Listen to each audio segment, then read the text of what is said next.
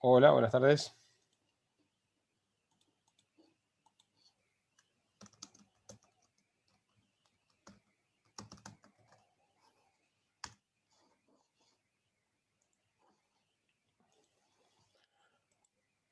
Buenas, ¿se me escucha?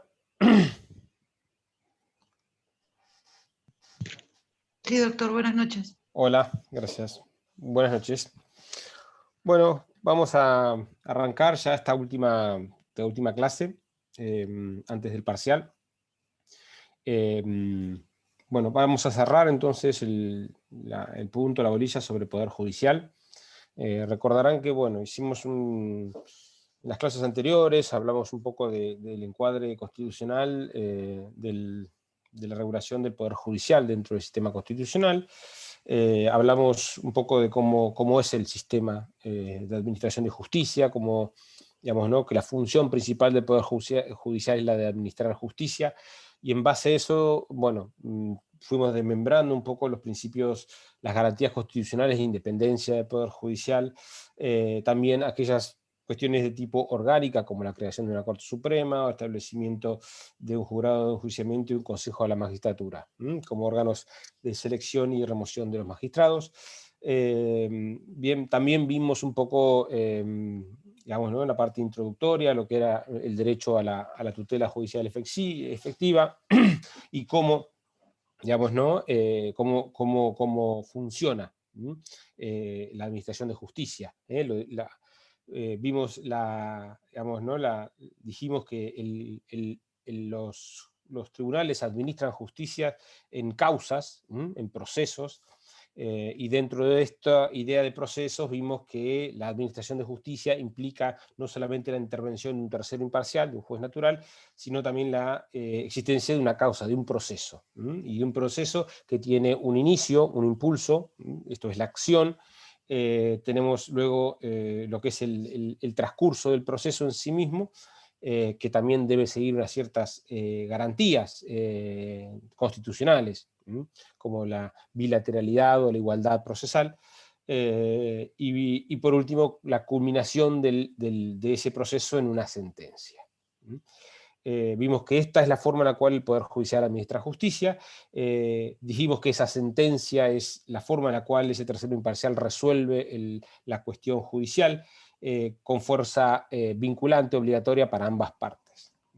Que también dijimos que ese derecho de tutela judicial efectiva, ese derecho a acudir al Estado y de promover la administración de justicia, también entraña, digamos, ¿no?, implica desde el punto de vista de una garantía constitucional la existencia de una doble instancia.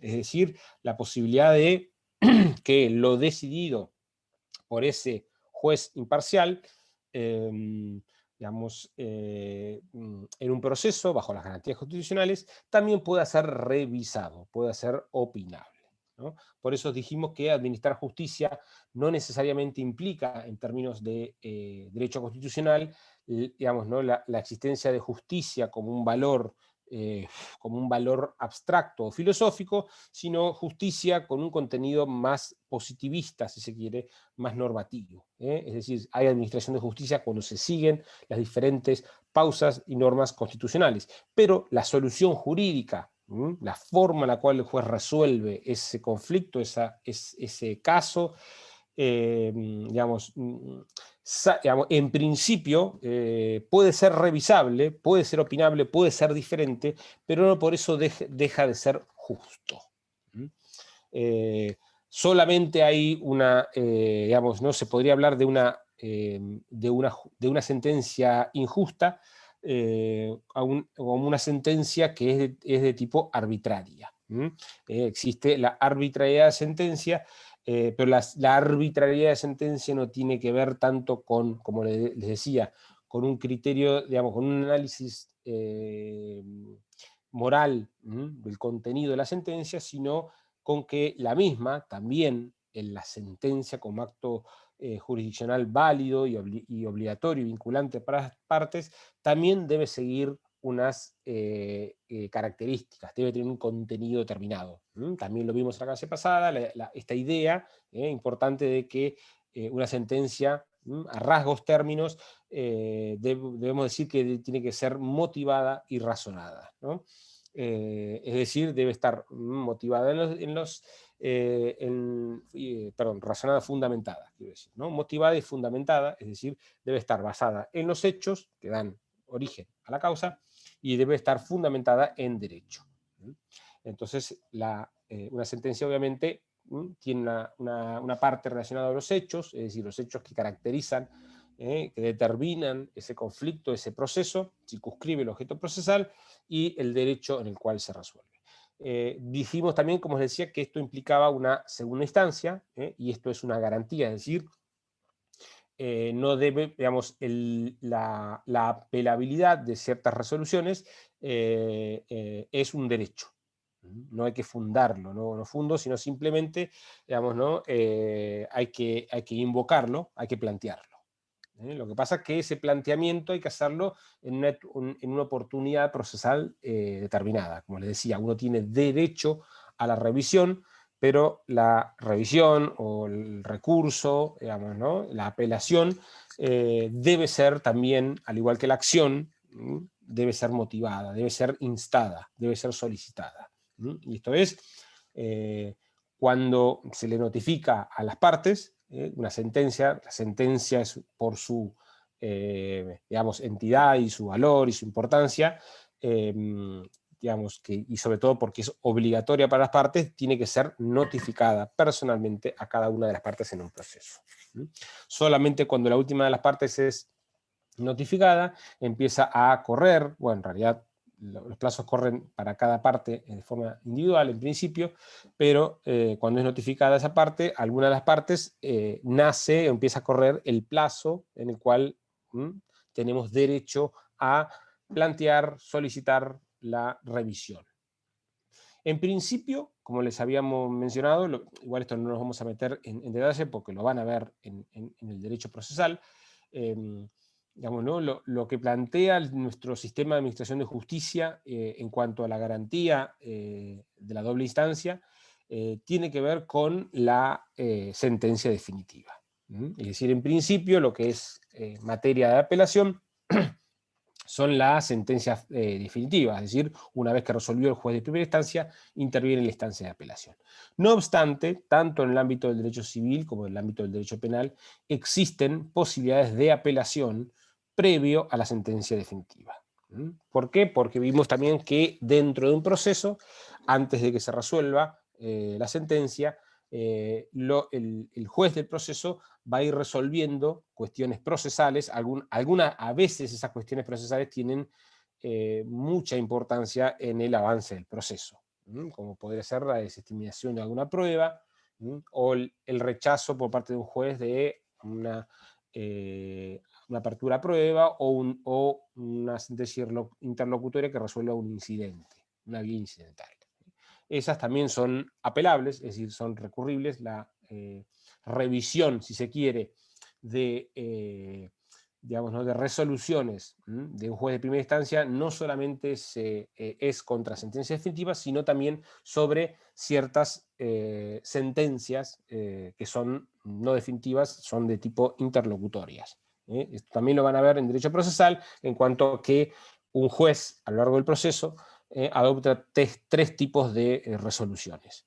Las providencias simples se llaman actos simples, que son actos meramente de ordenación del proceso. Si ustedes van a un proceso, presentan una demanda o hacen cualquier tipo de petición formal.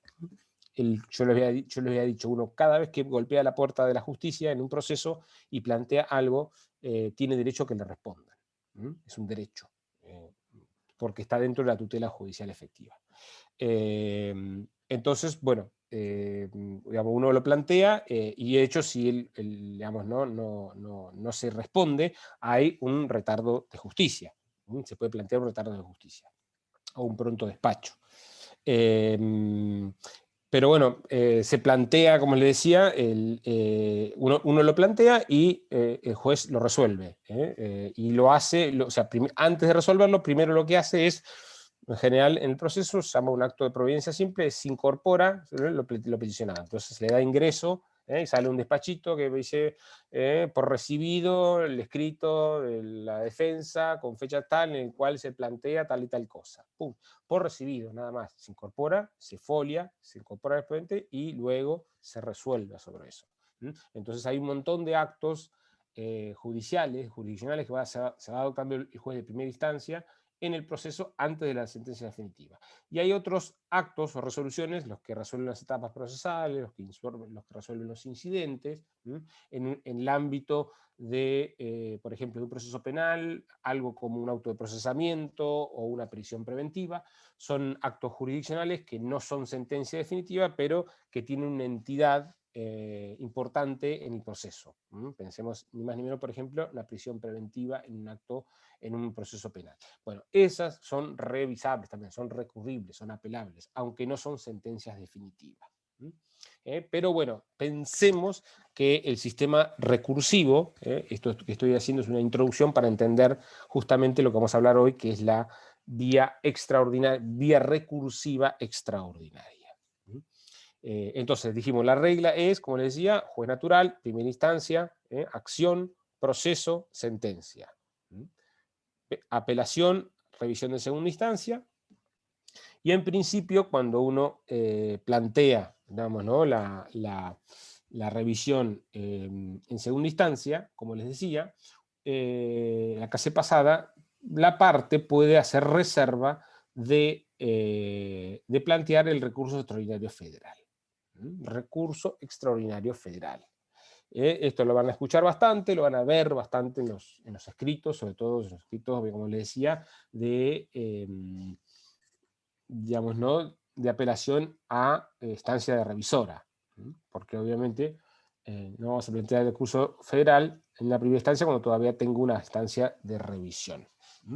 Entonces, la clase pasada habíamos visto dos cosas. Por un lado, artículos 116 y 117, y hemos dicho que los artículos 116 y 117, entre los leídos en conjunto, nos dicen dos cosas importantes.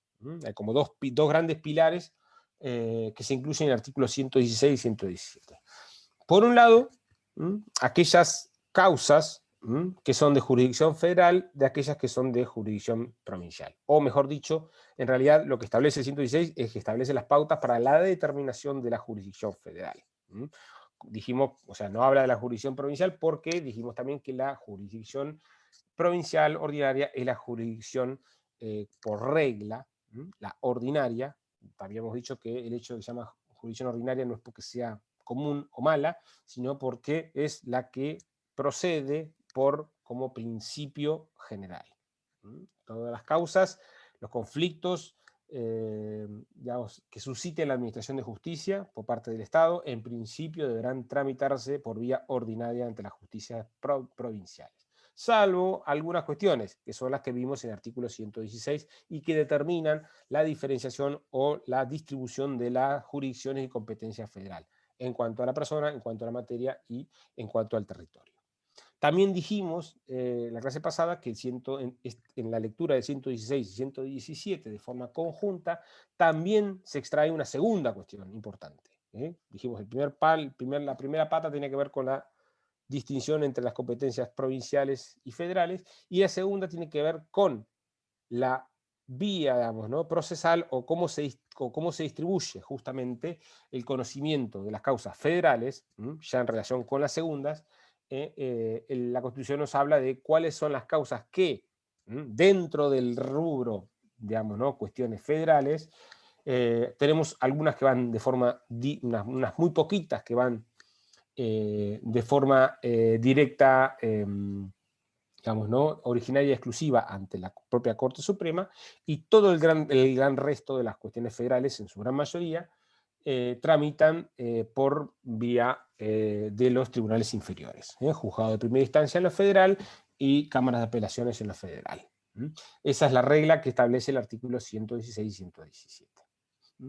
Pero también, digamos, ¿no? así como un poco, digamos, ¿no? escondido en la letra de los artículos 116 y 117, también se plantea la posibilidad de que la Corte Suprema digamos, ¿no?, intervenga en los procesos, en la administración de justicia, por vía de apelación. Es decir, llegar a la Corte Suprema no de forma originaria y exclusiva, sino por vía de apelación. Es decir, en teoría, cualquier causa digamos, ¿no?, que haya sido resuelta en el ámbito de la administración de justicia ordinaria o federal, en principio, como regla, es susceptible de ser planteada por vía de apelación ante la Corte Suprema de Justicia de la Nación, a través de lo que se denomina el recurso extraordinario federal.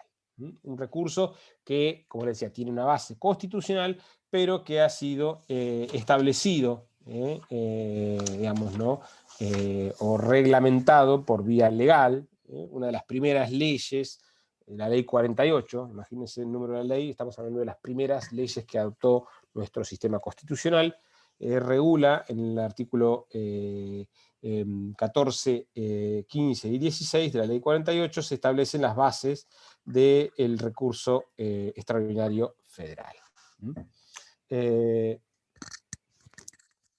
Lo primero que tenemos que pensar cuando hablamos de recurso extraordinario federal, a ver, es la vedette de digamos, ¿no?, de los recursos, de los remedios recursivos de nuestro sistema legal argentino. ¿Por qué? Porque este sí es el máximo, la máxima aspiración recursiva que la cual uno procesalmente puede llegar, porque llega hasta la Corte Suprema, que en última instancia lo que está haciendo la Corte Suprema es ejerciendo el control de constitucionalidad y de supremacía. Lo habíamos dicho ya en la primera parte, cuando vimos supremacía, cuando vimos control de constitucionalidad, y vimos la existencia de un sistema difuso, el nuestro, en el cual el control lo hacen todos los jueces, pero también dijimos que la Corte tiene, sin perjuicio de nuestro sistema difuso y de que no es concentrado, sí tenemos un modo, o sea, digamos, ¿no?, el hecho de que nuestro sistema sea difuso no implica que que todos los pronunciamientos sean iguales. Claramente los pronunciamientos relativos al control de constitucionalidad y de supremacía que haga la Corte Suprema tendrán una entidad y un valor superior. En algunos casos dicen, bueno, actúa en última instancia como una especie de tribunal constitucional, la Corte. Y lo estaría haciendo principalmente a través del recurso extraordinario. El recurso extraordinario, como les decía, es como una tercera instancia, y entonces lo primero que tenemos que entender sobre esto es que es excepcional, es restringido y es de materia federal. Materia federal. Materia federal, no de jurisdicción federal. Ojo, materia federal. ¿Por qué digo esto? Porque una causa que esté en el ámbito ordinario puede llegar al recurso extraordinario en la medida en la cual se plantee de que existe una materia federal, una cuestión federal. Ahora después vamos a meternos en esto. Entonces, un poco acá, digamos, ¿no?, la cuestión federal nos obliga a meternos en un territorio bastante ambiguo, pero además una ambigüedad que también es buscada por el modelo, por el sistema, lo vamos a ver, en cuanto a que le da mucha discrecionalidad a la Corte Suprema para decidir cuándo o no tiene que intervenir. Entonces, esto no lo pongan jamás en un parcial, pero a estas opciones de excepcional, restringido de materia federal, les podríamos poner también que es un recurso caprichoso.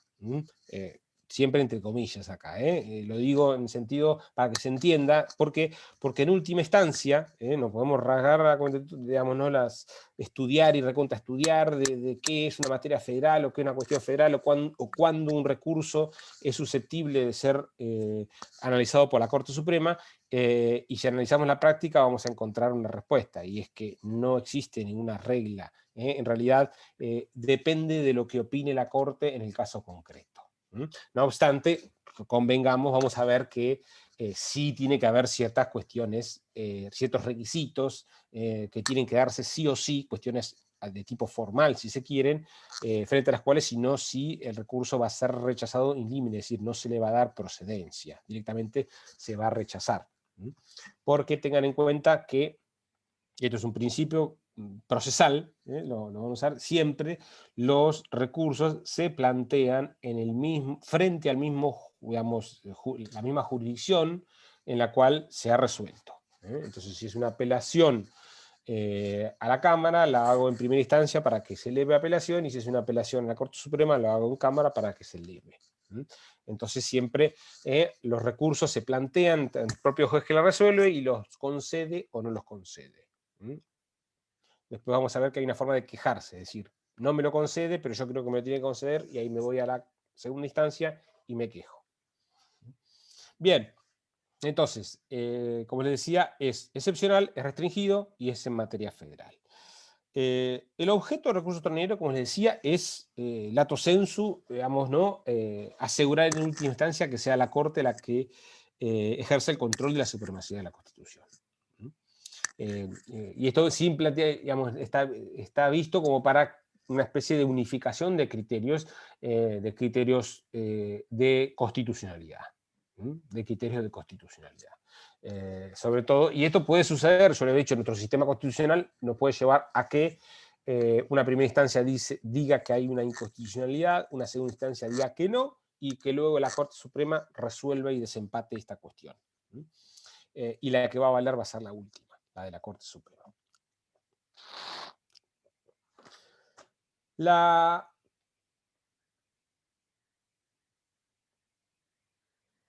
En principio, tengamos en cuenta que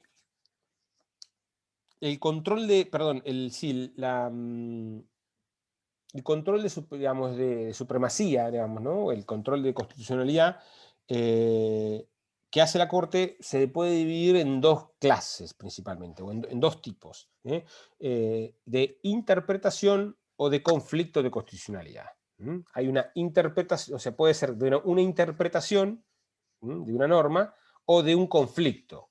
A veces lo que se plantea es una ambigüedad o una no certeza sobre la forma en la cual se debe interpretar una norma dentro de la Constitución, y otras veces lo que hay es un conflicto directamente entre una norma constitucional, una inferior, o a veces dentro del propio sistema constitucional. Pero en principio, digamos, ¿no? Acá tenemos que ver cuando se trata de interpretar una norma constitucional o cuando hay un conflicto entre una superior y una inferior.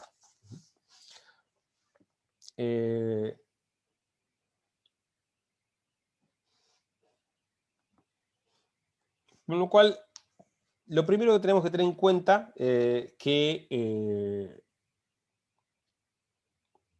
cuando procede un recurso extraordinario. Nosotros dijimos que un recurso extraordinario procede en principio cuando hay una cuestión federal. Y la cuestión federal básicamente implica que en la resolución, digamos, ¿no? del caso, en la sentencia que culmina, que resuelve el conflicto del caso, se plantea una, digamos, ¿no? Se arriba a una solución, digamos, ¿no? que es contraria a la Constitución.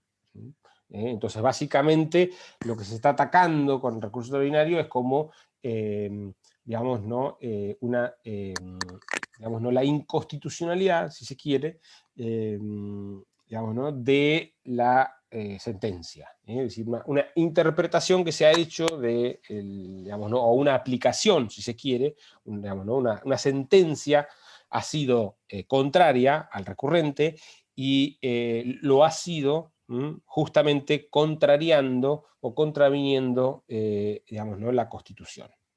Y la Constitución obviamente sabemos que incluye tanto la parte dogmática como la parte orgánica. Entonces, digamos, a veces podría ser, digamos, ¿no? una cuestión constitucional, digamos, ¿no? una vulneración de la parte orgánica, pero por lo general tiene que ver, o la mayoría son relacionados con la parte dogmática, es decir, con los derechos constitucionales, con los derechos y libertades constitucionales, digamos que es como el principal área, ¿no? de abordaje, si se quiere, o de tutela del recurso extraordinario.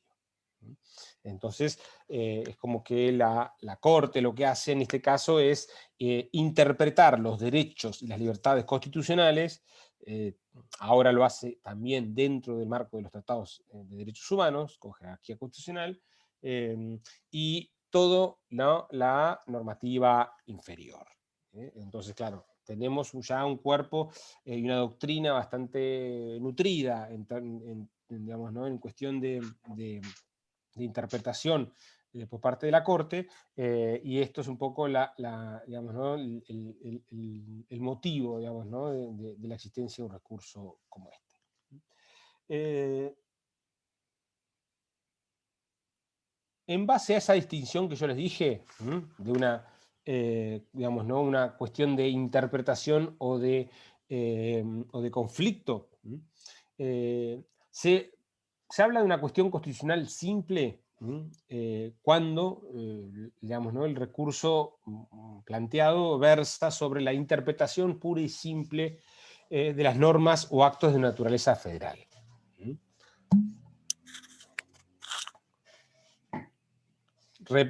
Repito, se habla de una cuestión simple, una cuestión federal simple, cuando, digamos, cuando versa sobre la interpretación pura y simple de normas o actos de naturaleza federal. Y existe una cuestión compleja cuando existe un conflicto de constitucionalidad entre normas o actos infraconstitucionales y la Constitución Federal. ¿Ok? Entonces, hay un poco como que esta división entre, como les decía, una cuestión de interpretación o una cuestión de conflicto. Cuando se contraponen dos normas o cuando se pide la interpretación o aplicación de una norma de carácter federal.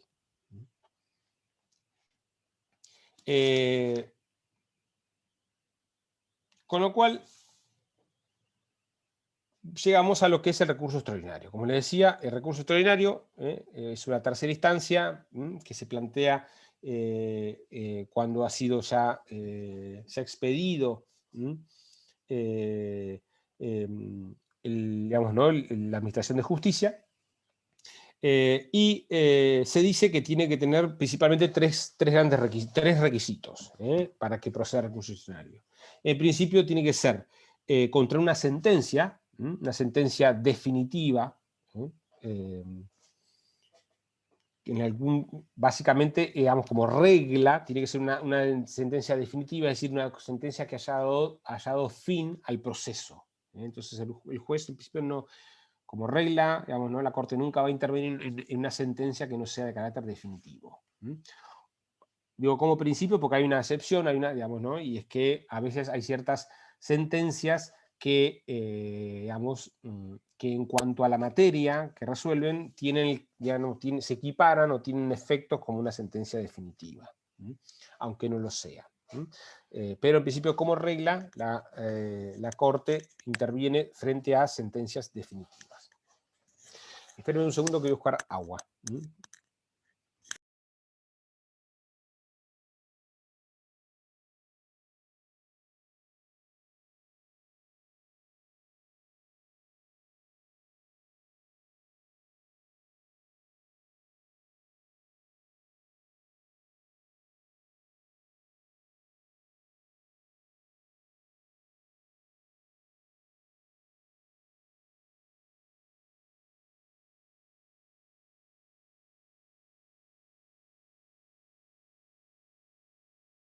Ya estoy, disculpen. Bien, seguimos.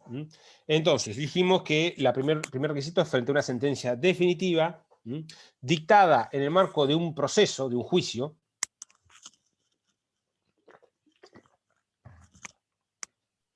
Profe, ¿sentencia definitiva, sentencia firme? No, definitiva.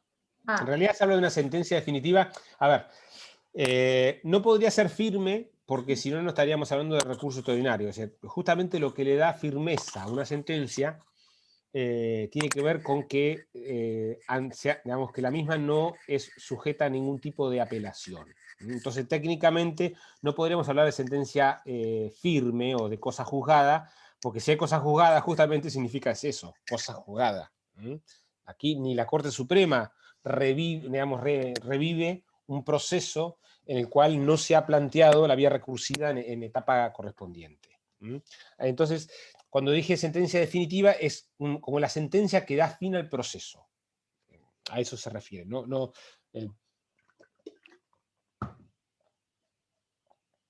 Porque, digamos, no tiene que ver con que sea firme, ¿ok? Entonces, una sentencia definitiva dictada en el marco de un proceso, de un juicio, justamente dentro, dijimos que digamos, ¿no? La administración de justicia se lleva adelante en el marco de juicios, de causas, de procesos. Entonces, en el marco de un proceso, de un expediente, recién ahí se puede plantear recurso y, digamos, general. Y el tercero es que, obviamente, esa sentencia definitiva, dictada en el marco de un proceso, sea, digamos, ¿no? Dictada por un tribunal o poder judicial, en el ámbito digamos, del poder judicial. Esto también implica que en principio, obviamente, ninguna intervención, por ejemplo, de un tribunal arbitral o de un órgano que no sea jurisdiccional, puede llegar a la Corte por recurso extraordinario. Entonces, sentencia en un juicio dictada por un tribunal del Poder Judicial, dice, sea federal o provincial.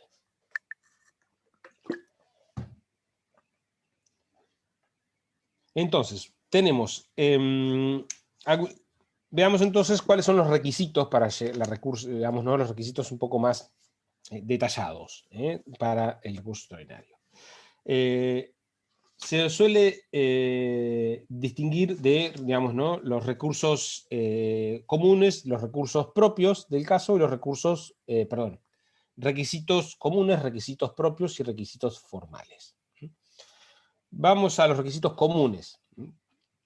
En principio, obviamente, bueno, un poco son los que dijimos recién. Una sentencia en un juicio, en el marco de digamos, ¿no? Dictada por un tribunal. También y aquí sí es importante, y esto es digamos,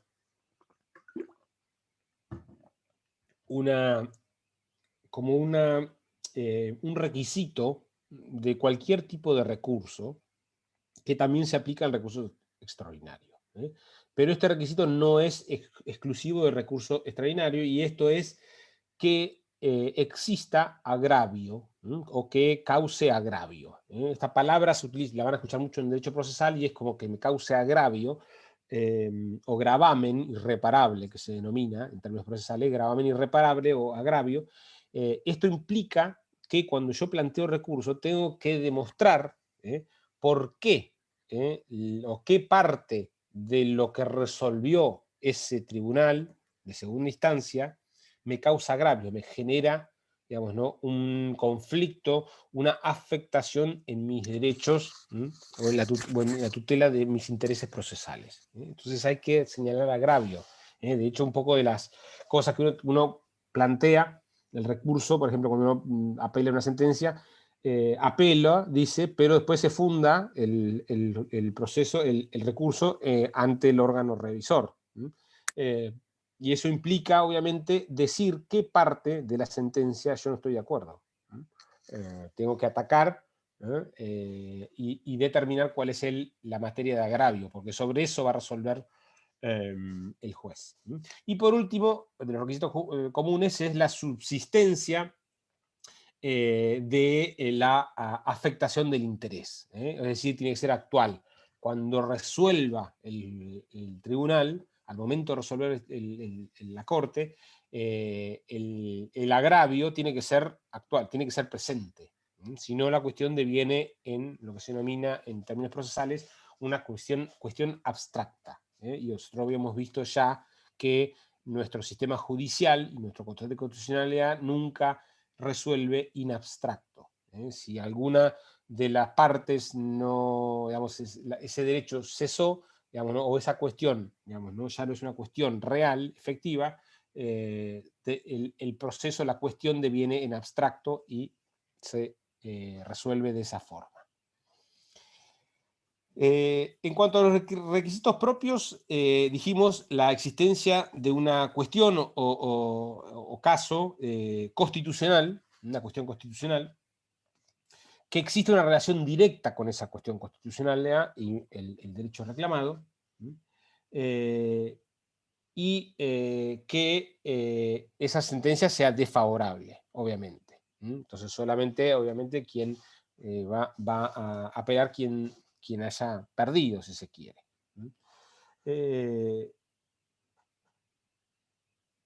El recurso, y después los formales, en cuanto al tiempo, digamos, perdón, tiene que ser oportuna y clara, es decir,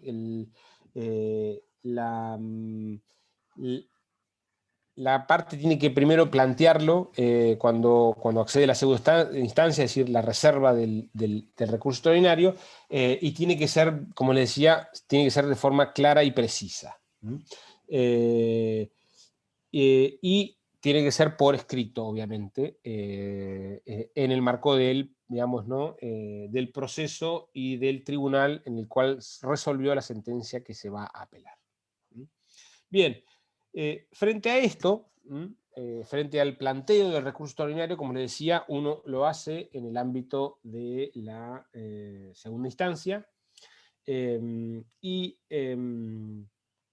el recurso extraordinario se analiza, digamos, el tribunal que resolvió la sentencia desfavorable, y uno apela, el tribunal resuelve si concede o no concede el recurso.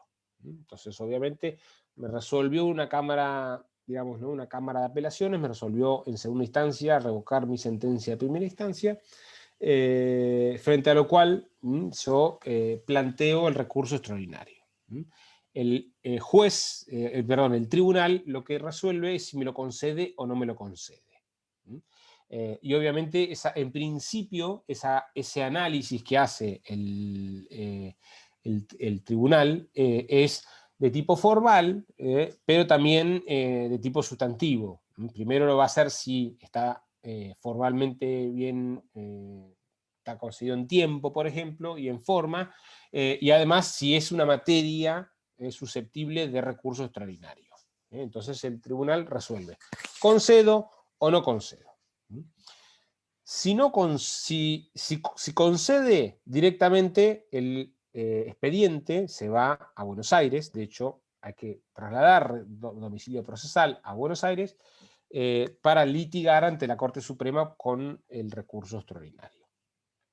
Ahora bien, si me concedieron el recurso extraordinario, la Corte tiene un nuevo análisis de admisibilidad, sin perjuicio de lo que dijo la instancia anterior. Es decir, por más que la Cámara me haya concedido el recurso extraordinario, la Corte digamos, hace un análisis de admisibilidad. Ese análisis de admisibilidad está planteado en el artículo 280 del Código Procesal Civil y Comercial de la Nación, y un artículo que es muy criticado, y es muy criticado. ¿Por qué? Porque el planteamiento del recurso extraordinario, como les decía, como se imaginarán, es una cuestión muy seria en el ámbito procesal, que tiene que ser planteado, tiene que ser fundamentado, por lo general tiene que ser muy fundamentado, porque uno va hasta la Corte Suprema. Si me lo conceden, además de demostrar todos estos requisitos que le dije, el agravio, el tiempo y demás, también hay que hacer un depósito de dinero para poder acceder a la Corte Suprema. Ahora no recuerdo cuánto está, pero es un depósito mínimo que hay que hacer de dinero para poder acceder a la Corte Suprema. Y frente a eso, la Corte Suprema resuelve en base al 280, y en el 280 básicamente lo que le dice la Corte es: corresponde a la Corte aceptar o rechazar el recurso extraordinario sin necesidad de fundamento alguno. Y entonces, esto es así. La Corte Suprema puede decir, y lo hace en una línea literal, analizada las causas, entendiendo esta Corte de que digamos, que no es competente para recurso extraordinario, se desestima él mismo en virtud de lo establecido por el 280. Entonces, de esta forma la Corte es como una forma del grifo, la canilla que tiene de ir cerrando y abriendo los casos según le interesen o no le interese la cuestión que se está ventilando. Porque algo que tenga que ver con la Constitución es como bastante difícil que no, ¿no? Entonces hay que ver qué tan riguroso es la Corte a veces para determinar cuando hay una cuestión federal o cuando hay una cuestión constitucional, cuando no la hay. Pero la Corte hace un análisis de procedencia En realidad, aquí interviene previamente digamos, ¿no? el Ministerio Público, la Procuración, el Procurador General de la Nación, que es la cabeza del Ministerio Público Federal, interviene haciendo un dictamen previo, en el cual la Corte, aquí la Corte hace un doble análisis, y el Procurador también.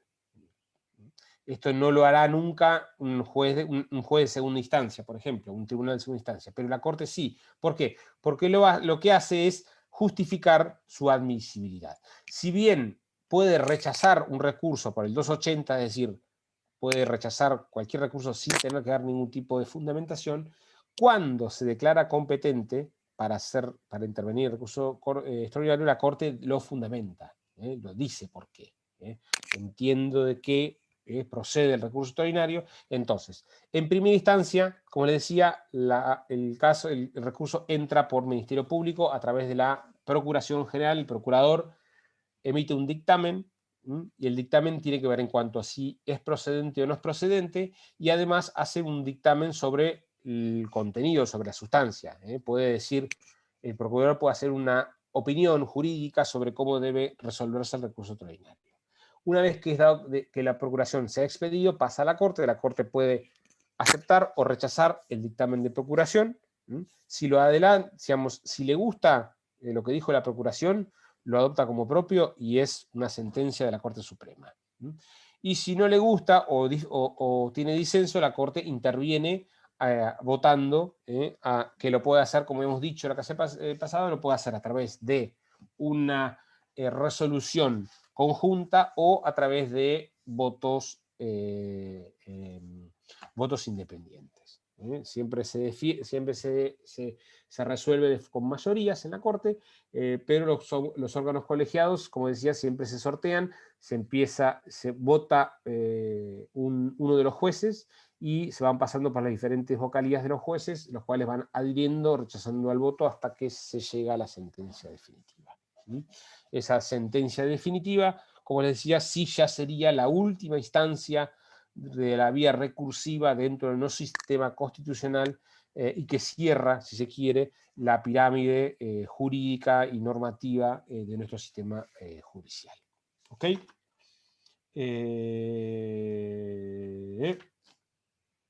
Bien, bueno, con esto vamos a ir terminando.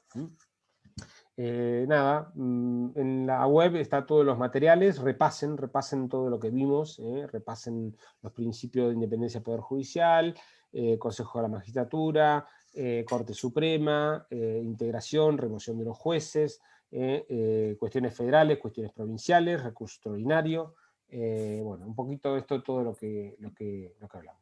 Ángeles, ¿vos habías levantado la mano o fue sin querer? Sí, profe, Sí, hola. decime.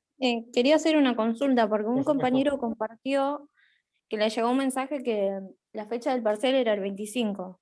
Sí. ¿Se pasó para el 25 o para el ¿No le 22? dijeron nada? Yo entendí que era para el 22, por eso pregunto. A ver, para un segundito. No corten, porque tengo esa información.